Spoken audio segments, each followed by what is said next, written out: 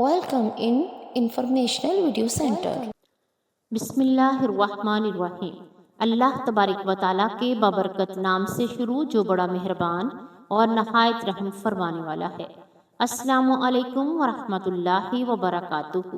پیارے ناظرین، آج کی اس ویڈیو میں ہم ان تمام عورتوں کے بارے میں بات کریں گے جن کا ٹھکانہ صرف جہنم ہوگا۔ حضرت ابن عباس رضی اللہ تعالیٰ عنہ سے روایت ہے، رسول کریم صلی اللہ علیہ وآلہ وسلم نے فرمایا، میں نے جنت میں جھانک کر دیکھا، وہاں میں نے کثیر تعداد میں فقراء کو دیکھا، اور دوزخ میں جھانک کر دیکھا تو وہاں میں نے عورتوں کو اکثریت میں دیکھا۔ اسی طرح حضرت ابو ہریرہ رضی اللہ تعالیٰ عنہ سے روایت ہے، رسول کریم صلی اللہ علیہ وآلہ وسلم نے ارشاد فرمایا، میں نے دوزخ میں جھانک کر دیکھا تو اس میں عورتوں کی تعداد اکثریت میں تھی۔ میں نے جنت میں جھانکا تو وہاں میں نے فقراء کو اکثریت میں دیکھا۔ حضرت عبداللہ بن عمر رضی اللہ تعالیٰ عنہ فرماتے ہیں کہ رسول کریم صلی اللہ علیہ وآلہ وسلم نے ارشاد فرمایا، میں نے جنت میں جھانکا تو اس کے باسیوں کی اکثریت کو فقراء دیکھا، اور میں نے آتش جہنم میں جھانکا تو اس کے رہنے والوں کی کثیر تعداد کو مالدار لوگ اور عورتیں دیکھیں۔ آپ ہی سے صحیح مسلم میں مروی ہے کہ رسول اکرم صلی اللہ علیہ وآلہ وسلم نے ارشاد فرمایا، اے گروہ مستورہ، صدقہ کیا کرو اور کثرت سے استغفار کیا کرو، بلا شبہ میں نے اہل دوزخ کی کثیر تعداد تمہاری ہی دیکھی ہے۔ ایک خاتون بولی، یا رسول اللہ صلی اللہ علیہ وآلہ وسلم، دوزخ میں ہماری کثیر تعداد کی کیا وجہ ہے؟ رسول اللہ صلی اللہ علیہ وآلہ وسلم نے ارشاد فرمایا، تم کثرت سے لعنت کرتی ہو اور خاوندوں کی ناشکری کرتی ہو۔ میں نے تم سے بڑھ کر عقل اور دین میں ناقص ہونے کے باوجود کسی عقل و آدمی پر غالب نہیں دیکھا۔ خاتون بولی، اللہ کے رسول صلی اللہ علیہ وآلہ وسلم، عقل اور دین میں ناقص ہونے کا کیا مطلب ہے؟ رسول اللہ صلی اللہ علیہ وآلہ وسلم نے ارشاد فرمایا، عقل کا ناقص ہونا یہ ہے کہ شہادت ایک مرد کی شہادت کے برابر ہے، اور چند ایام وہ نماز پڑھے بغیر اور رمضان کے روزے رکھے بغیر گزار دیتی ہے تو یہ دین کا ناقص ہونا ہے۔ امام مسلم رحمۃ اللہ علیہ نے مطرف بن عبداللہ رضی اللہ تعالی عنہ سے روایت کیا کہ اس کی دو بیویاں تھیں۔ وہ ایک بیوی کے پاس آئے تو دوسری نے پوچھا، آپ فلاں کے پاس سے آئے ہیں؟ انہوں نے کہا، میں عمران بن حسین رضی اللہ تعالی عنہ کے پاس سے آیا ہوں۔ انہوں نے ہمیں رسول اللہ صلی اللہ علیہ وآلہ وسلم کی یہ حدیث مبارکہ بیان فرمائی ہے۔ یہ حدیث مبارکہ بیان اس طرح کی کہ قبل یقین جنت کے باسیوں میں عورتیں کم ہوں گی۔ امام احمد بن حنبل رحمۃ اللہ علیہ نے اپنی مسند میں حضرت عمارہ بن خزیمہ بن ثابت رضی اللہ تعالی عنہ کی حدیث روایت کی۔ وہ کہتے ہیں کہ حج یا عمرے کے دوران حضرت عمر بن العاص رضی اللہ تعالی عنہ کے ہمراہ تھے۔ جو ہم مرز زہران کے مقام پر پہنچے تو وہاں ہمیں حرج میں بیٹھی ہوئی ایک خاتون ملی۔ عمارہ کہتی ہیں کہ عمر بن العاص رضی اللہ تعالی عنہ ایک گھاٹی میں داخل ہوئے، آپ کے پیچھے پیچھے ہم بھی داخل ہو گئے۔ وہاں آپ نے فرمایا، ہم اس جگہ رسول اللہ صلی اللہ علیہ وآلہ وسلم کے ساتھ تھے، ادھر ہمیں بہت زیادہ کوے نظر آئے، ان میں کچھ کوے سرخ چونچ اور پنجوں والے کوے تھے۔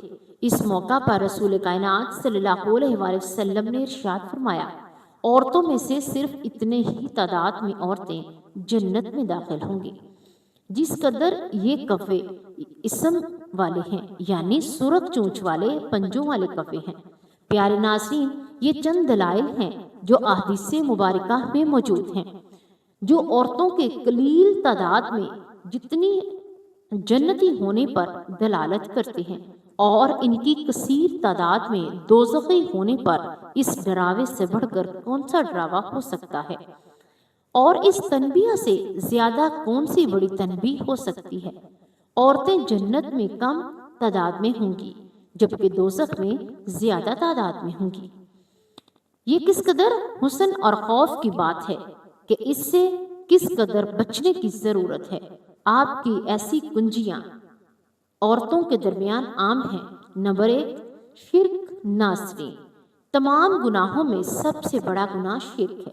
اللہ رب العزت کے ساتھ شرک کا کرنا ہے۔ یہ ایک ایسا گناہ ہے جسے اللہ تعالیٰ کبھی بھی معاف نہیں فرمائے گا۔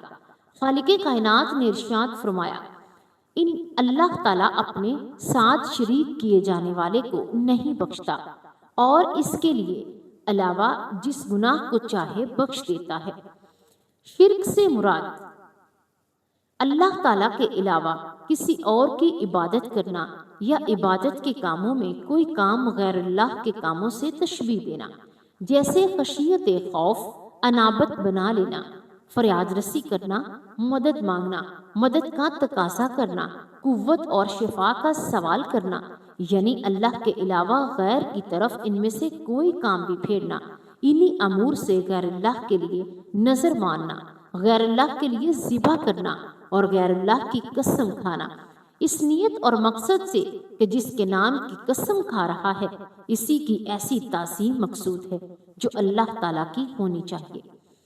عورتوں کا قبرستان میں جا کر مردوں سے فریاد کرنا، مردوں سے فریاد کرنا اور اس سے مدد طلب کرنا اور ان سے دعا کرنا اور اپنے مریض کو صحتیاب کر دے، میرے لخت جگر کو کامیاب کر دے، میرے کام کو آسان کر دے، یہ تمام کام شرک میں آتے ہیں۔ جادو عورتوں کے لیے اس شرک کی چابیوں میں سے ایک چابی ہے۔ یہ امور برابر ہیں کہ جادو کا عمل بذات خود کیا یا جادوگر کے پاس جا کر کروایا جائے۔ جادو جیسے جیسے کفر میں بڑھتا ہے ویسے ویسے ہی شیطان اس کے ساتھ دوستی، اس کی فرما برداری اور اس کے کام کی انجام دہی بڑھتی ہے۔ ان میں سے کچھ دودھ سے وضو کرتے ہیں اور کچھ دین کو سب و شب کرتے ہیں، کچھ سوال رسول اللہ صلی اللہ علیہ وآلہ وسلم سے اور انبیاء کرام سے اور انہیں گالیاں دیتے ہیں، بلکہ ان سے کچھ تو اللہ رب العزت کو تشنام دیتے ہیں، معاذ اللہ معاذ اللہ۔ ان میں سے کچھ تو حمام میں اس حالت میں داخل ہوتے ہیں کہ حالت نجاست میں اپنے پاؤں میں قرآن پاک کے اوراق رکھتے ہیں، استغفر اللہ۔ اور ان میں سے کچھ غیر اللہ کے جانور ذبح کرتے ہیں، معاذ اللہ۔ شیطان معلوم کا انسان کو جادو کی تعلیم دینے کا وقت یہی ایک مقصد ہے، وہ اللہ تعالیٰ کے ساتھ شرک کرے۔ اللہ تبارک و تعالیٰ ارشاد فرماتے ہیں، وہ دونوں کسی شخص کو اس وقت تک جادو نہیں سکھاتے جب تک کہ یہ نہ کہہ دیں کہ ہم تو ایک آزمائش ہیں، تو کفر نہ کر۔ پھر لوگ ان سے وہ سیکھتے ہیں جن سے وہ خامد اور بیوی میں جدائی ڈالتے ہیں، اور دراصل وہ غیر اللہ یعنی اللہ تعالیٰ کی مرضی کے بغیر کسی کو کوئی نقصان نہیں پہنچا سکتے۔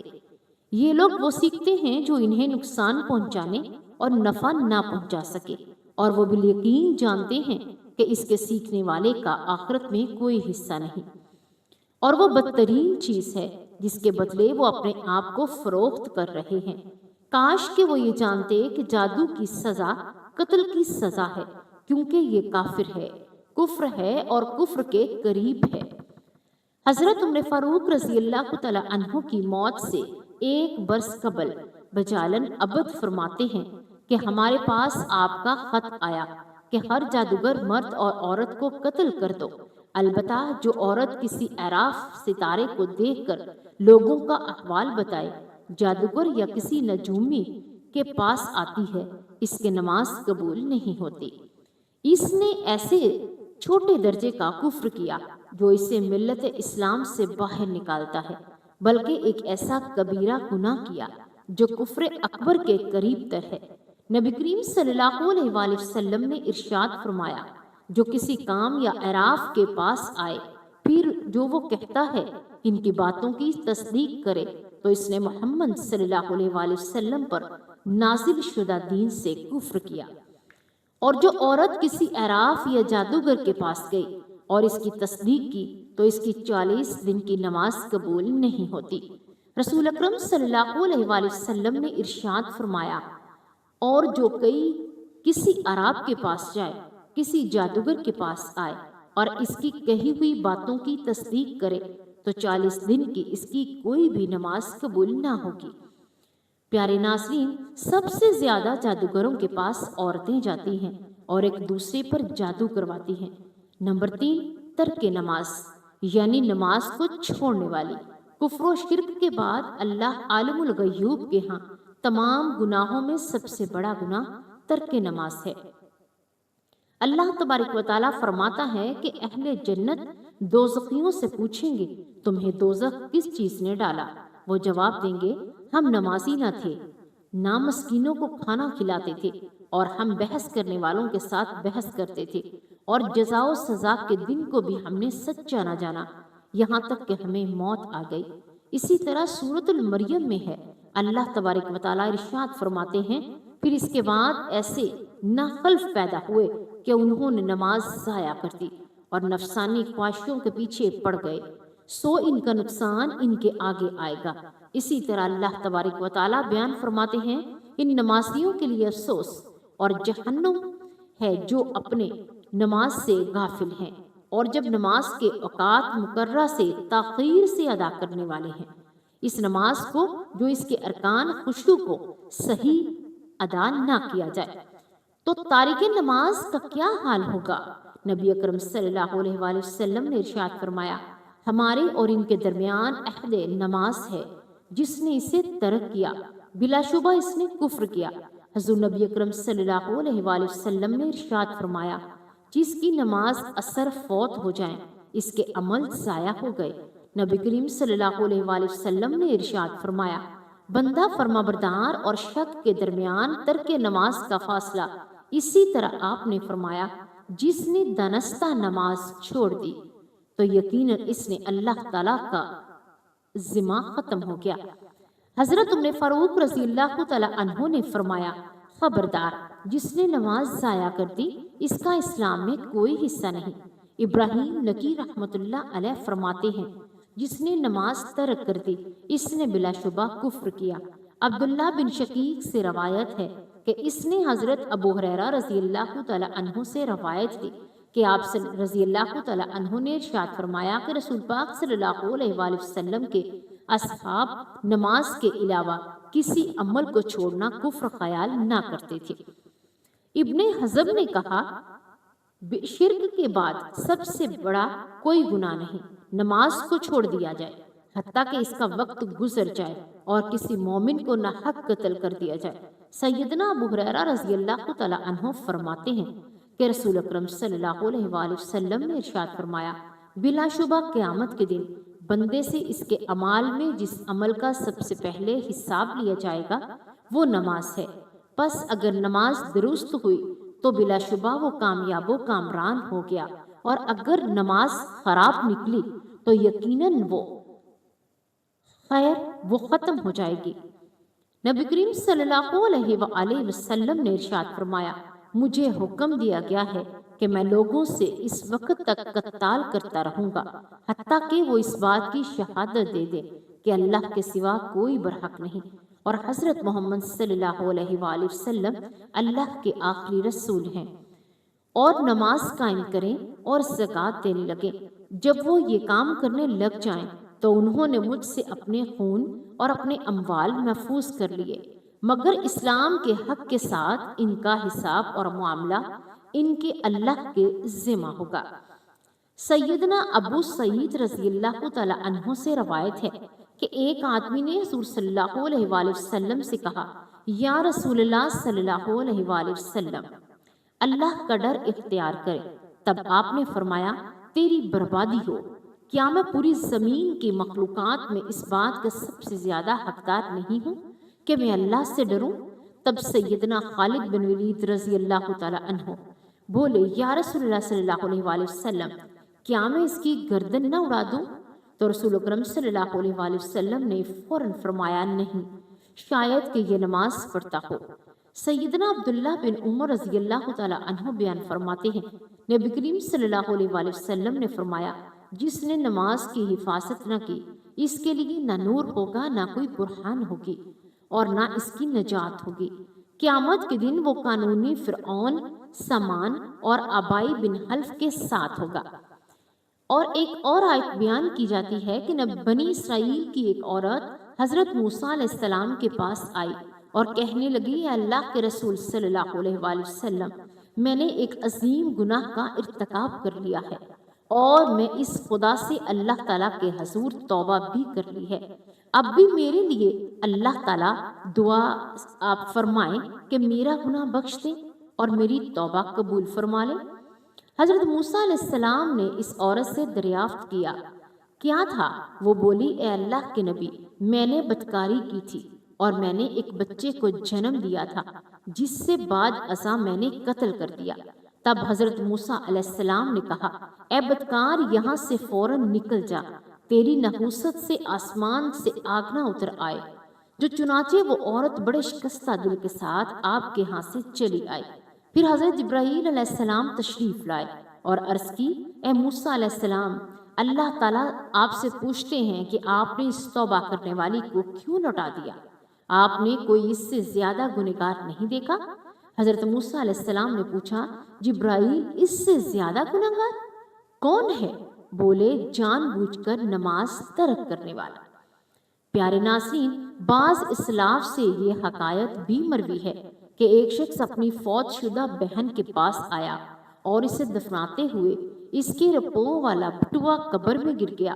دفناتے ہوئے کسی کو علم نہ ہوا۔ جب سب لوگ دفنانے سے فارغ ہو کر واپس پلٹے تو اسے یاد آیا کہ وہ اپنی بہن کی قبر میں گیا۔ لوگوں کی عدم موجودگی میں اس نے قبر کھودی تو دیکھا کہ قبر تو اس میں آگ بھڑکائے ہوئے ہے۔ اس نے فوراً مٹی ڈالنا شروع کر دی۔ غمزدہ ہوتا روتے ہوئے اپنی ماں کے پاس آیا، اے میری ماں، مجھے میری بہن کے متعلق ذرا بتاؤ، وہ کیا کام کرتی تھی؟ ماں نے کہا، اس کے متعلق تیرے سوال کی کیا وجہ؟ بولا، اماں جان، میں نے اس کی قبر کو دیکھا، اس میں آگ بھڑک رہی ہے۔ وہ کہتا ہے کہ وہ بھی رونے لگی اور بولی، بیٹا، تیری بہن نماز میں سستی کیا کرتی تھی، ایسے وقت میں ادا کرتی تھی جب وقت نہ تھا، یعنی بے وقت نماز پڑھتی تھی۔ جو نماز بے وقت پڑھتا ہے اس کا یہ حال ہے، تو جو نماز کے قریب بھی نہیں آتا، اللہ تبارک و تعالی سے دعا ہے کہ اللہ تعالی ہماری نمازوں کو مقررہ اوقات پر پڑھنے کی توفیق عطا فرمائے۔ بلا شبہ وہ سخی اور کریم ہے۔ ناظرین، یہ حال تھا ان عورتوں کا جو نمازیں تو پڑھتی ہیں مگر بے وقت۔ اس خاتون کا کیا بنے گا جو جمعہ، عیدین اور ماہ رمضان کی نمازوں کے سوا بقیہ نمازیں نہیں پڑھتی؟ اور جو تمام نماز چھوڑنے والیاں ہیں، ان کا کیا حشر ہوگا؟ نبی کریم صلی اللہ علیہ وآلہ وسلم نے حضرت معاذ رضی اللہ تعالی عنہ سے فرمایا تھا کہ کوئی بندہ بھی ایسا نہ ہوگا جو اس بات کی شہادت دیتا ہو کہ اللہ کے سوا کوئی معبود نہیں اور حضرت محمد صلی اللہ علیہ وآلہ وسلم اس کے بندے اور اس کے رسول ہیں، مگر اللہ اس آتش دوزخ پر اس پر حرام کر دیتا ہے۔ نماز کو تاخیر سے پڑھنے والا کبیرہ گناہ کا مرتکب ہے، اس لیے ایک فرض نماز کو بالکل تارک کرنے والا، نماز چھوڑنے والا ایسے ہی ہے جیسے کہ اس نے زنا کیا اور چوری کر لے، کیونکہ کسی فرض نماز کو تارک کرنا یا اسے بے وقت پڑھنا کبیرہ گناہ ہے۔ اگر وہ یہ جرم بار بار کرے گا تو وہ اہل کبائر میں سے ہوگا۔ قلعہ یہ کہ وہ توبہ کر لے۔ نماز کو ترک کرنے والا لازمی گھاٹا پانے والوں، بدبختوں اور مجرموں سے ہوگا، جبکہ نماز کا منکر اور انکاری تو ایسا کافر ہے جو دائرہ اسلام سے ہی خارج ہے۔ پیارے ناظرین، مرد بھی اکثر نماز ضائع کرتے ہیں اور قضا پڑھتے ہیں، اور بعض مردوں کی عادت ہے کہ وہ نماز بالکل نہیں پڑھتے، مگر یہ بات بھی ہے کہ عورتوں میں زیادہ پائی جاتی ہے۔ وہ گھر کے کاموں کو اولین ترجیح دیتے ہوئے نماز کو بھول جاتی ہیں۔ نمبر 4، زیورات کی زکوٰۃ نہ دینا۔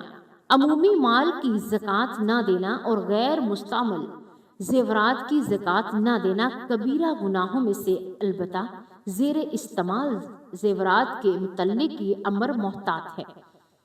جب ان کا وزن 50 گرام تک پہنچ جائے تو ان کی زکوٰۃ ادا کی جائے۔ جمہور ائمہ کے برخلاف امام اعظم امام ابو حنیفہ رحمۃ اللہ علیہ کا یہ مذہب ہے کہ اللہ تبارک و تعالیٰ ارشاد فرماتا ہے، جو لوگ سونے اور چاندی کا خزانہ رکھتے ہیں اور اللہ کی راہ میں خرچ نہیں کرتے انہیں دردناک عذاب کی خبر پہنچا دیجیے۔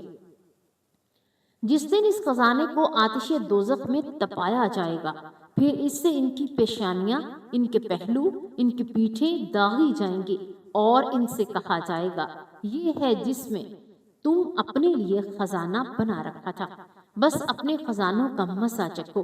رسول اللہ صلی اللہ علیہ وآلہ وسلم سے یہ فرمان گرامی منقول ہے کہ کوئی بھی سونے اور چاندی کا مالک ایسا نہیں ہے جو اس کا حق ادا نہیں کرتا، مگر قیامت کے روز یہی جمع شدہ سونا چاندی اس کے لیے بڑے بڑے تھال بنا دیا جائے گا، پھر انہیں آتش دوزخ میں گرمایا جائے گا، پھر ان کی پیشانیاں اور ان کے دونوں پہلو اور ان کی پشت کو داغا جائے گا، تو جو لوگ بھی ٹھنڈے ہوں گے انہیں دوبارہ آگ میں لوٹا کر گرم کر دیا جائے گا، پھر ایسا ہی ہوگا جس کی مقدار 50,000 برس ہوگی۔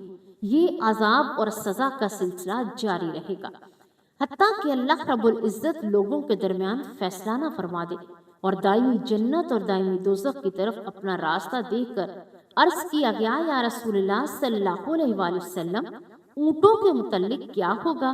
آپ صلی اللہ علیہ وآلہ وسلم نے ارشاد فرمایا نہ کوئی اونٹوں کا مالک ایسا ہوگا جو ان کے حق زکوٰۃ نہیں ادا کرتا، مگر قیامت کے دن یہ اونٹ اس کے لیے صاف چٹیل میدان میں پھیلا دیے جائیں گے جو دنیاوی قیمت سے کہیں عظیم تر ہوں گے۔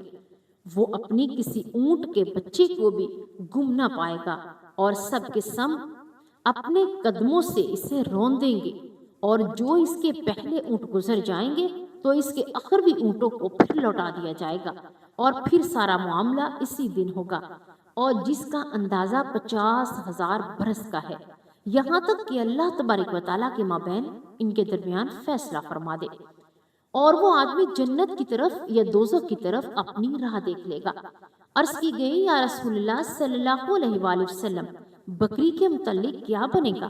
آپ نے ارشاد فرمایا جو کوئی گایوں یا بکریوں والا ہوگا وہ ان کا حق ادا نہیں کرتا ہوگا تو روز قیامت وہ سبھی ایک کھلے میدان میں ہوں گے۔ جو ان کا حق ادا نہیں کرتا ان میں سے کوئی ٹیڑھے سینگوں والے، کوئی بغیر سینگوں والے، کوئی ٹوٹے سینگوں والے ایسے نہ ہوں گے جو اپنے سینگوں سے مار نہ رہے ہوں اور اسے اپنے گھروں سے روک نہ رہے ہوں۔ جب ان کے اول گزر جانے تو ان کے اخرووں کو پھر واپس کر دیا جائے گا۔ یہ سارا حال اس دن ہوگا جس دن کی مقدار 50,000 برس کی ہوگی، حتیٰ کہ اللہ تبارک و تعالیٰ ان کے لوگوں کے درمیان فیصلہ نہ فرما دے۔ وہ آدمی جنت یا دوزخ کی طرف اپنا راستہ دیکھ لے گا۔ پیارے ناظرین، محمد یوسف الفریابی نے کہا کہ میں نے اور میرے چند ساتھیوں نے سنان رحمت اللہ علیہ کی زیارت اور ملاقات کے لیے نکلے۔ جب ہم نے اس کے ہاں پہنچے تو اس کے پاس بیٹھ گئے۔ وہ بولا چلو بھائی، ہمارے مسائی کا بھائی فوت ہو گیا ہے، اس کے پاس چلتے ہیں اور تعزیت کرتے ہیں۔ ہم اس کے ہمراہ ہو لیے اس آدمی کے پاس پہنچے تو کیا دیکھتے ہیں کہ وہ زاروں قطار روئے جا رہا ہے اور اپنے بھائی پر جزا و فضا کر رہا ہے۔ ہم اس کے پاس بیٹھ گئے۔ سنان نے کہا موت سے تو کوئی چھٹکارا نہیں۔ وہ بولا بالکل درست، لیکن میرا زاروں قطار رونا اپنے بھائی کے ان صبح و شام ہونے والے عذاب پر ہے۔ ہم نے اس سے عرض کیا کہ اللہ تعالیٰ نے آپ کو غیب کی اطلاع کر دی؟ وہ بولا نہیں، بلکہ واقعہ کچھ یوں ہے کہ جب میں اپنے بھائی کو دفن کر چکا اور اس پر مٹی برابر ڈال چکا، لوگ پلٹ آئے۔ جب میں اس کی قبر کے قریب بیٹھ گیا تو یکایک اس کی قبر سے آواز آنے لگی، افسوس وہ سب مجھے اکیلا چھوڑ کر چلے گئے، میں تنہائی عذاب جھیل رہا ہوں۔ میں تو نمازیں بھی پڑھا کرتا تھا، بلا شبہ میں روزے بھی رکھا کرتا تھا۔ وہ کہنے لگا اس کی گفتگو نے مجھے رولا دیا تو میں نے اس کی قبر سے مٹی کو ہٹایا تاکہ اس کا حال دیکھ سکوں۔ کیا دیکھتا ہوں کہ اس کی قبر میں آگ جل رہی ہے اور اس کی گردن میں آگ کا ایک توق ہے۔ مجھے بھائی پر شفقت آئی، اس لیے مجھے مجبور کر دیا گیا۔ میں نے اپنے ہاتھ بڑھایا تھا کہ اس کی گردن سے اتار دوں تو اس نے میرا ہاتھ اور میری انگلیاں جل گئیں۔ پھر اس نے اپنا وہ ہاتھ ہمارے لیے باہر نکالا اور جلا ہوا کالا سیاہ تھا۔ وہ بولا، پھر میں نے اس پر مٹی ڈال دی اور پلٹ آیا، تو اب اس کے حال پر کیوں نہ رو، اس پر غم کیوں نہ کھاؤں؟ ہم نے دریافت کیا اس کا بھائی دنیا میں کیا کام کرتا تھا؟ اس نے بتایا وہ اپنے مال کی زکوٰۃ نہیں دیتا تھا۔ تب ہم نے کہا یہ تو اللہ تبارک و تعالیٰ کے اسی فرمان گرامی کے بالکل تصدیق ہے کہ جنہیں اللہ تعالیٰ نے اپنے فضل سے کچھ دے رکھا ہے اور وہ اس میں سے کنجوس کو اپنے لیے بہتر خیال نہ کرے۔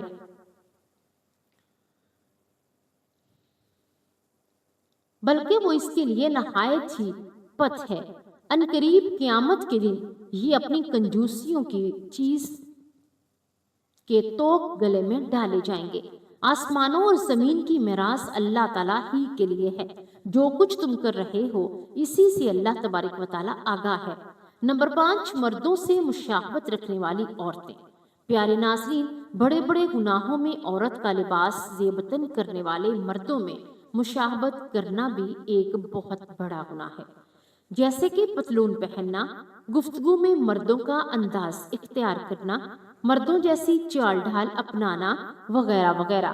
اللہ تعالیٰ ارشاد فرماتا ہے، اور وہ لوگ کبیرہ گناہوں سے ہیں، بے حیائیوں سے بچتے نہیں۔ سیدنا عبداللہ بن عباس رحمۃ اللہ علیہ فرماتے ہیں کہ رسول اکرم صلی اللہ علیہ وآلہ وسلم نے ارشاد فرمایا، ہجڑے بننے والے مردوں اور مرد بننے والی عورتوں پر لعنت فرمائی۔ نبی کریم صلی اللہ علیہ وآلہ وسلم سے روایت ہے کہ رسول اکرم صلی اللہ علیہ وآلہ وسلم نے فرمایا، مرد بننے والیوں پر لعنت ہے اور مردوں میں سے عورتیں بننے والیوں پر لعنت ہے۔ حضرت ابو ہریرہ رضی اللہ تعالی عنہ بیان فرماتے ہیں کہ قرآن کے حضور اکرم صلی اللہ علیہ وآلہ وسلم نے ارشاد فرمایا، ایسے مرد پر لعنت فرمائی جو عورت کا سا لباس پہنتا ہے، اور ایسی عورت پر بھی جو مرد کا سا لباس پہنتی ہے۔ پیارے نبی صلی اللہ علیہ وآلہ وسلم نے ارشاد فرمایا، اہل دوزخ کی 2 جماعتیں ہوں گی جنہیں میں نے ابھی تک نہیں دیکھا۔ ایک وہ قوم ہوگی جن کے پاس گاؤں کی تمو جیسے کوڑے ہوں گے اور ان سے لوگوں کو ماریں گے، اور دوسری جماعت ان کی عورتیں ہوں گی جو کپڑے پہنے ہوئے بھی ننگی ہوں گی، خود کو مائل کرنے والی، خود دوسرے لوگوں کو اپنی طرف مائل کرنے والیاں ان کے سر جیسے بختی اونٹنیوں کے بہانے ان کے دہانے یا پھر جنت میں داخل نہ ہو سکیں گی اور نہ اس کی خوشبو پا سکیں گی، اور بلا شبہ اس کی خوشبو اتنے فاصلے اور دور پر پائی جا رہی ہوگی، لیکن وہ حاصل نہ کر سکیں گی۔ اور وہ عورتیں جو ایسے افعال کریں، یعنی وہ عورت لعنتی قرار پائی جاتی ہے جو ایسے کام کرتی ہے۔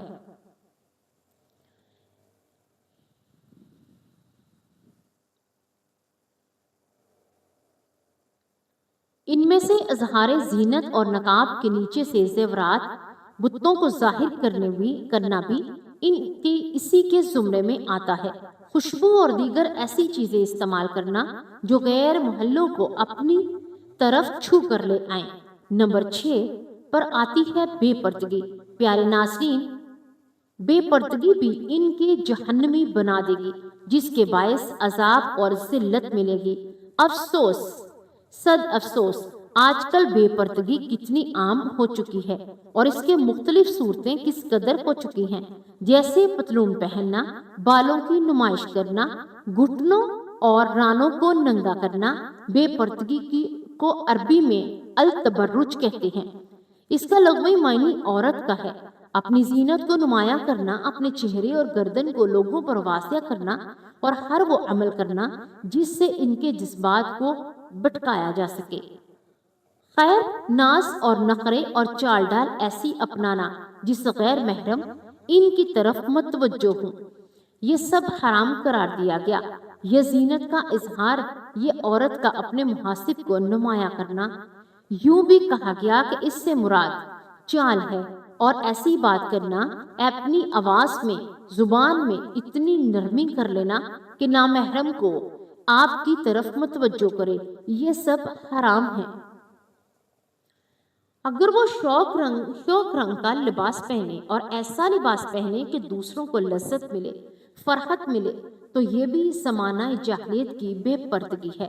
پیارے ناظرین، سیدہ امیمہ بنت رقیقہ رضی اللہ تعالیٰ عنہ بیان فرماتی ہیں، رسول اکرم صلی اللہ علیہ وآلہ وسلم کی خدمت اقدس میں اسلام کی بیعت لینے کے لیے جب وہ حاضر ہوئیں تو آپ نے ارشاد فرمایا، میں تجھ سے ان باتوں پر بیعت لیتا ہوں کہ تم اللہ کے ساتھ کسی کو شریک نہ ٹھہراؤ گی، نہ چوری کرے گی، نہ زنا کرے گی، اپنے بچوں کو ناحق قتل نہ کرے گی، کسی پر کوئی بیان بہتان نہ تراشے گی، نوحہ نہ کرے گی، تو پہلی جاہلیت کی بے پردگی طرح بے پردہ نہ پھریں گی۔ غور فرمائیں، رسول اکرم صلی اللہ علیہ وآلہ وسلم نے کس طرح زمانہ جاہلیت میں بھی بے پردگی کو مہلک اور خطرناک قرار دیا، کبیرہ گناہوں کے ساتھ ملا کر بیان فرمایا۔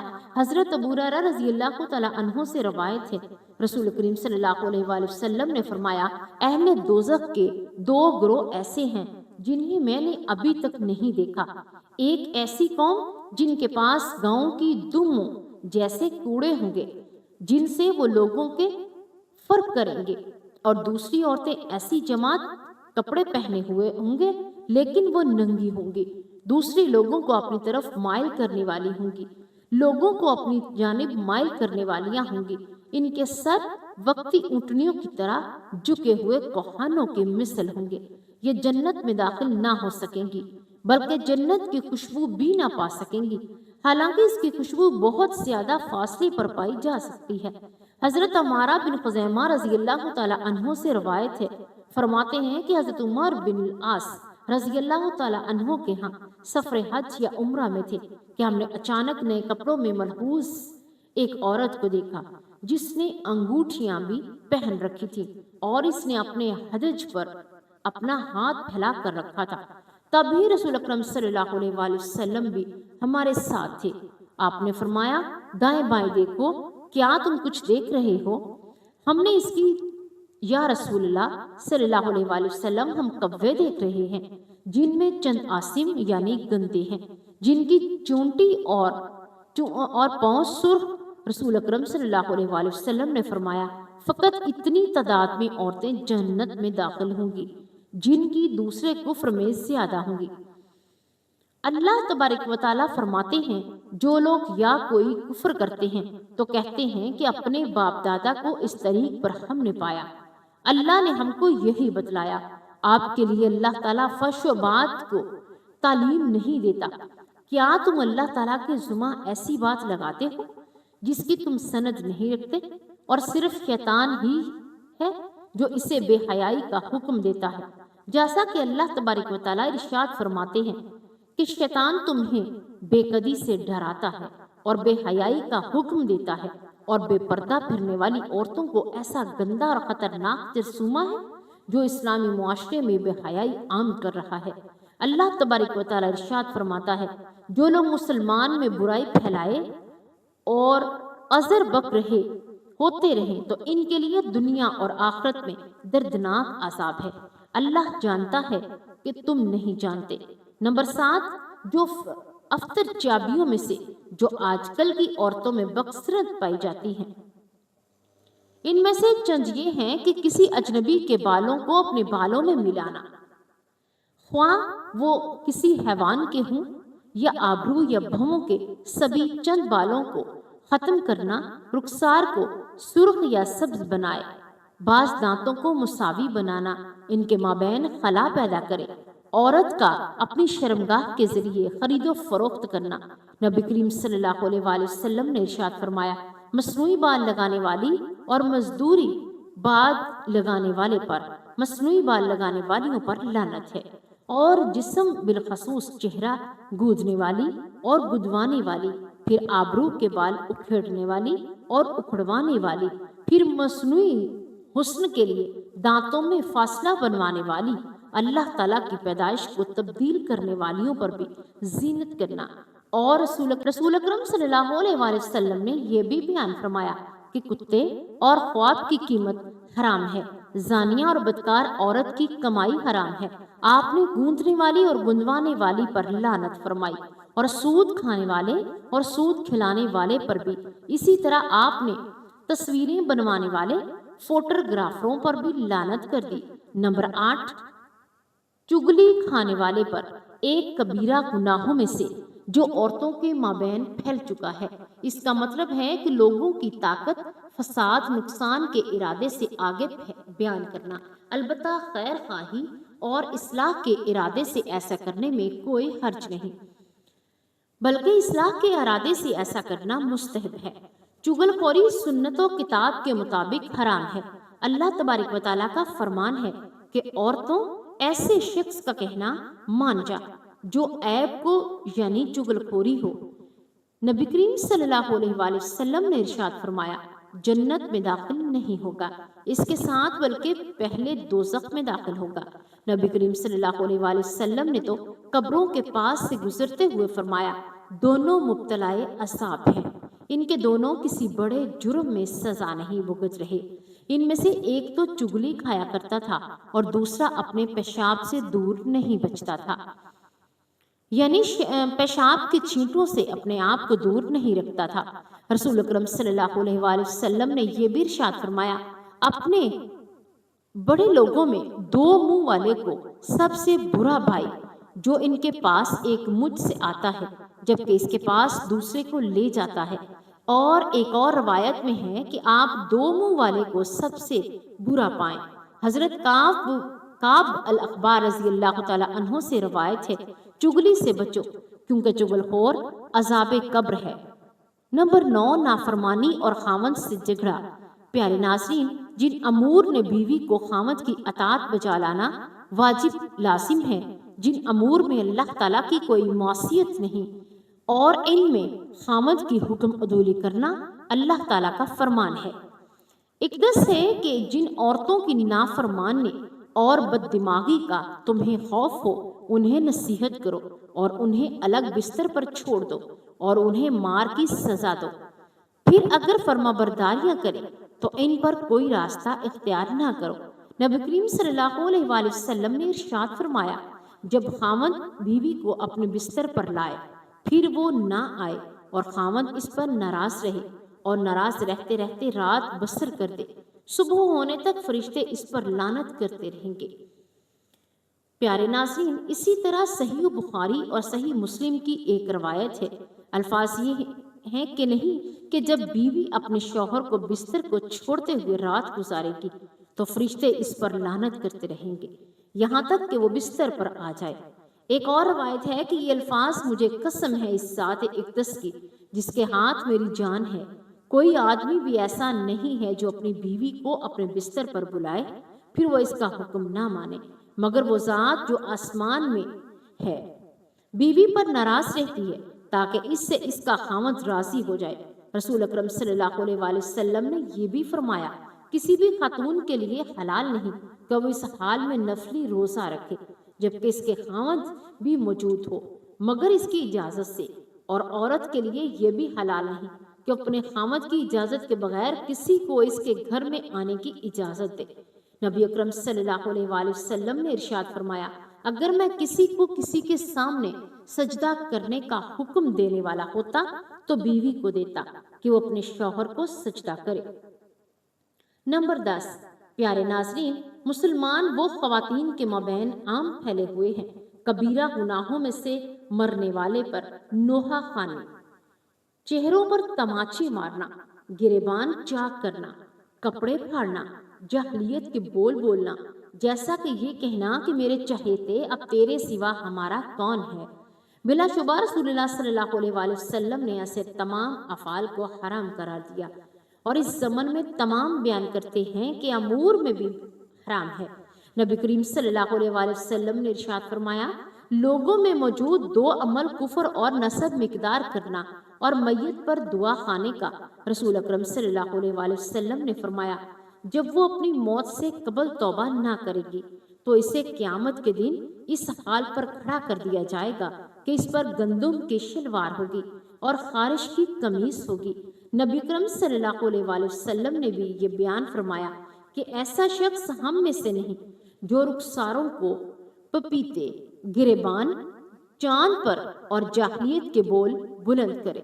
رسول معظم نبی اکرم صلی اللہ علیہ وآلہ وسلم محتشم نے ارشاد فرمایا بلا شبہ میت کو اس کی قبر میں نوحہ خانے کے باعث عذاب دیا جائے گا۔ اور نبی کریم صلی اللہ علیہ وآلہ وسلم نے بلند آواز میں رونے اور چہرہ پیٹنے والی، مصیبت میں سر منڈوانے والی، گریبان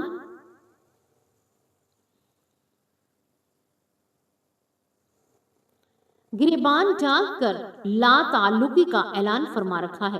پیارے ناظرین، اسی امید کے ساتھ اجازت دیجیے کہ آپ کو ہماری ویڈیو پسند آئی ہوگی۔ پروردگار عالم ہمارے تمام گناہ معاف فرمائے اور ہمیں قرآن پاک کو سمجھنے، اس پر عمل کرنے کی توفیق عطا فرمائے، ہماری نمازوں میں خشوع اور خضوع پیدا کر دے۔ اللہ تبارک و تعالی ہمیں اپنے پیارے نبی کا سچا امتی بنائے اور تمام امت مسلمہ پر اپنا رحم کرے اور کرم کرے، آمین یا رب العالمین۔ پیارے ناظرین، اگر آپ اسی طرح کی انفارمیشنل ویڈیوز دیکھنا چاہتے ہیں تو آپ ہمارے چینل کو سبسکرائب ضرور کریں۔ اللہ تبارک و تعالی آپ کا حامی و ناصر ہو۔